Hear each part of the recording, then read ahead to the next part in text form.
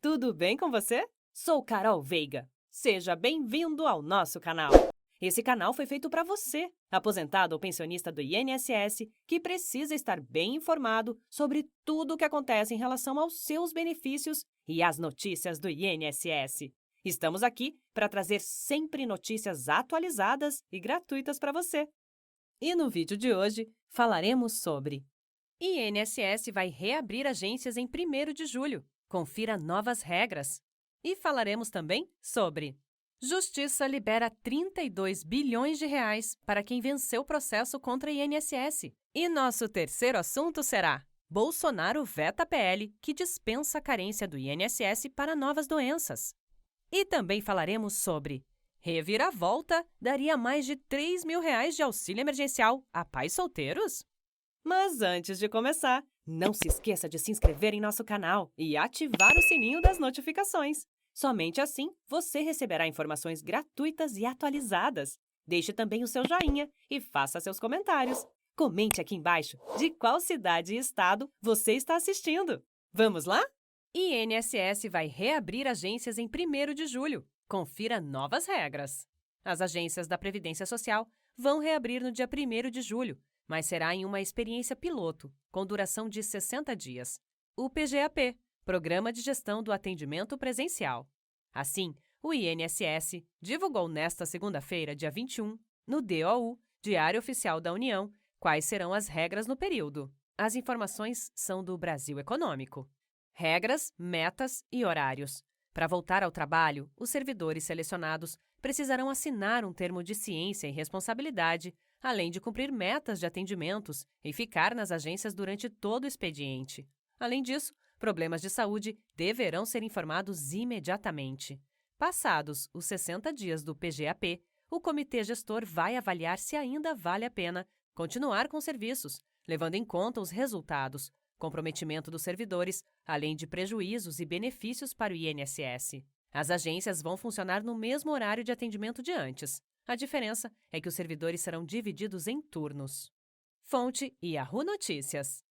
E agora vamos para o nosso segundo assunto do dia. Justiça libera 32 bilhões de reais para quem venceu o processo contra a INSS. Veja quem recebe.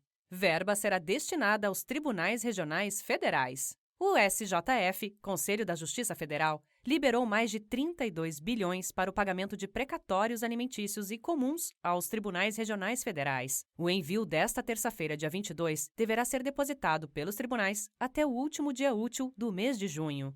9,6 bilhões de reais deste dinheiro é referente aos atrasos de revisões de aposentadorias, auxílio-doença, pensões e outros benefícios. A verba será destinada a 94.955 beneficiários. Quem venceu ação de revisão ou concessão contra o INSS e este valor corresponda a 60 salários mínimos, pode consultar o recebimento do precatório no site da CMO, Comissão Mista de Orçamento.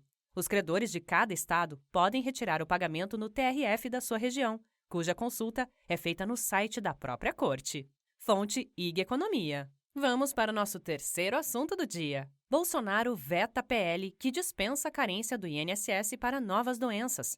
O presidente Jair Bolsonaro decidiu vetar integralmente o projeto de lei PL 7.797/2010, que prevê a inclusão do lúpus e da epilepsia na lista de doenças que acarretam dispensa do prazo de carência para concessão dos benefícios de auxílio-doença e aposentadoria por invalidez, concedidos pelo INSS. Segundo a Secretaria-Geral da Previdência, o veto ocorreu por orientação técnica do Ministério da Economia, porque a medida criaria despesa obrigatória sem apresentar estimativa de impacto orçamentário e financeiro. O projeto também contrariava o interesse público, pois resta bastante evidência que o Regime Geral de Previdência Social, RGPS, já carece de receita adequada para o financiamento de suas próprias políticas, razão pela qual não há espaço fiscal para se cogitar a ampliação da despesa promovida pelo PL, sem que se agrave ainda mais o equilíbrio financeiro e atuarial do RGPS, diz a pasta em nota. O lúpus é uma doença rara, provocada por um desequilíbrio do sistema imunológico. As células atacam os tecidos do próprio organismo, como pele, articulações, fígado, coração, pulmão, rins e cérebro. Entre os sintomas estão fadiga, erupções, sensibilidade aos raios solares e alterações no sistema nervoso. A epilepsia é uma doença neurológica que pode causar convulsões, espasmos musculares e perda de consciência. O PL vetado fazia uma alteração na Lei nº 8.213/1991, dispositivo que dispensa portadores de determinadas enfermidades, como tuberculose ativa, hanseníase e câncer, de contribuir por 12 meses antes de ter acesso ao auxílio-doença e à aposentadoria por invalidez, desde que já sejam segurados do INSS. Dessa forma, a lista de doenças dispensadas da carência seria ampliada para incluir também a lúpus e a epilepsia. O projeto foi aprovado pelo Congresso Nacional em caráter conclusivo ainda em 2018, mas a tramitação ficou paralisada até maio deste ano, quando a Comissão de Constituição e Justiça, CCJ, deliberou sobre a redação final do texto, que foi então enviado para a sanção presidencial. O parlamento poderá derrubar o veto presidencial.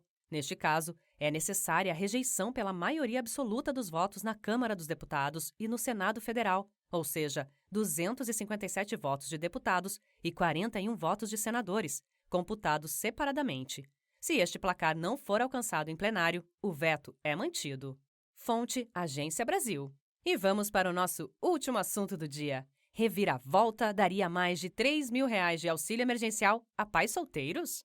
Uma reviravolta na lei que criou o auxílio emergencial em 2020 poderia beneficiar pais solteiros ou homens que sustentavam sozinhos suas famílias com pelo menos um filho menor de idade. A novidade liberaria mais R$ 3.000 para todos que estavam nessa situação à época das 5 primeiras parcelas, quando o auxílio era de R$ 600. Mas juristas discordam da aplicação da lei para garantir pagamentos retroativos, considerando que as 5 parcelas de R$ 600 já terminaram. Em junho de 2020, o presidente Jair Bolsonaro vetou uma lei que garantia o auxílio em dobro, 5 parcelas de R$ 1.200 para homens e mulheres chefes de famílias monoparentais, que só têm a mãe ou o pai. Ficou valendo a regra que beneficiava apenas mulheres. Mas no dia 1º de junho, agora, o Congresso derrubou esse veto, uma decisão muito atrasada que causa confusão. Assim, segundo a lei atualizada, o homem solteiro e chefe de família que recebeu 5 parcelas de R$ 600 em 2020 deveria ter recebido 5 parcelas de R$ 1.200. Somando a diferença nas parcelas, o valor total fica em R$ 3.000. O veto derrubado no Congresso altera somente a regra das 5 primeiras parcelas do auxílio emergencial. Não foram modificadas a lei do auxílio extensão, que deu até 4 parcelas de R$ 300 ainda em 2020, em a lei que recriou o auxílio emergencial em 2021. Portanto, as parcelas para famílias monoparentais ficaram da seguinte forma: Auxílio Emergencial 2020, 5 parcelas de R$ 1.200 para homem ou mulher. Auxílio Extensão 2020, até 4 parcelas de R$ 600 apenas para mulher. Auxílio Emergencial 2021, 4 parcelas de R$ 375 apenas para mulher. O auxílio emergencial de 2021 foi criado por uma medida provisória MP que ainda aguarda a votação na Câmara e depois no Senado. Portanto, as regras podem mudar. Governo não confirma se vai pagar. Ainda não há confirmação oficial se haveria pagamento retroativo desses R$ 3.000 para homens chefes de família monoparental. Também não há informações de como ou quando essa diferença seria paga. O Ministério da Cidadania, que comanda o auxílio, não se manifestou. A Caixa, banco responsável pelo aplicativo de cadastro e pelos pagamentos, também não respondeu aos questionamentos do UOL até a publicação desta reportagem. Defensoria defende mudança também em 2021.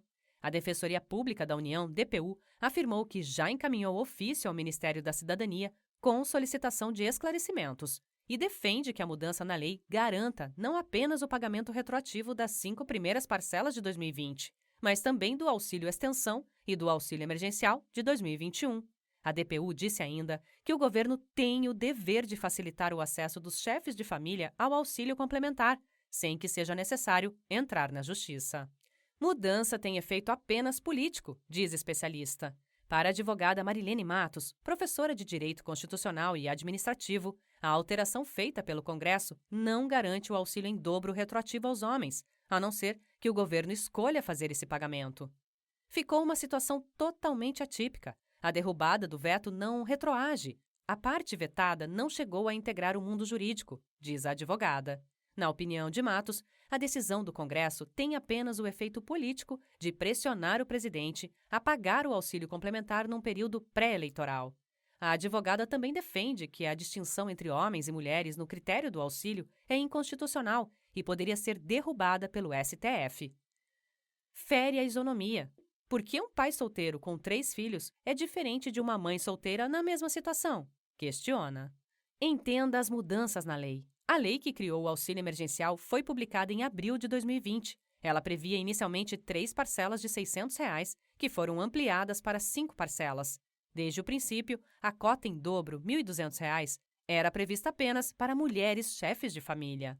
Em maio do ano passado, a deputada federal Fernanda Melchiona, PSOL, Rio Grande do Sul, propôs alterações na lei. Após receber contribuições de parlamentares do PSOL, PSB, PDT, PT e PCdoB, a versão final aprovada pelo Congresso determinou o pagamento da cota em dobro para todos os chefes de famílias monoparentais, fossem homens ou mulheres. Essa nova lei foi vetada integralmente pelo presidente Jair Bolsonaro em julho de 2020. Na mensagem de veto, Bolsonaro alegou que a proposta não trazia estimativa do impacto no orçamento e que não havia dados suficientes para checar a situação familiar dos homens que se declarassem elegíveis à cota em dobro. Em 1º de junho, o veto de Bolsonaro foi derrubado pelo Congresso e a lei foi modificada para garantir o pagamento em dobro aos homens também. Ainda não existe um decreto que detalhe como ficaria a situação. Fonte UOL. E então, o que você achou deste conteúdo? Espero que você tenha gostado. Para mais notícias como estas, não se esqueça de se inscrever em nosso canal e ativar o sininho das notificações. Assim você fica por dentro de todas as notícias que trouxermos aqui no canal. Obrigada e até logo!